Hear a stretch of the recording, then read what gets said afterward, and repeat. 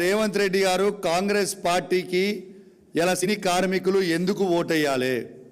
ఇలా యాక్టర్ అయిన అల్లు అర్జున్ గారిని జైల్లో పెట్టి అల్లు అర్జున్ గారు అల్లు అరవింద్ గారు కంట తడి పెట్టినందుకు ఇవాళ ఓట్లేయాలని నేను అడుగుతా ఉన్నాను. ఇలా అదేవిధంగా యాక్ట్రెస్ అయిన సమంత మీద నోటికొచ్చినట్టు ఒక మహిళా మంత్రితోని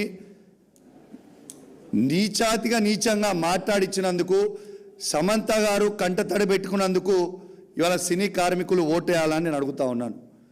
ఇలా సినిమా టికెట్లని నేను పెంచగాక పెంచను, ఏం చేస్తారో చేసుకోండి అసెంబ్లీ సాక్షిగా రేవంత్ రెడ్డి గారు చెప్పిన వీడియో కూడా ఇప్పుడు మీకు ప్లే చేసి చూపిస్తాం, తర్వాత మీరు చూడొచ్చని కూడా విజ్ఞప్తి చేస్తూ ఉన్నాను.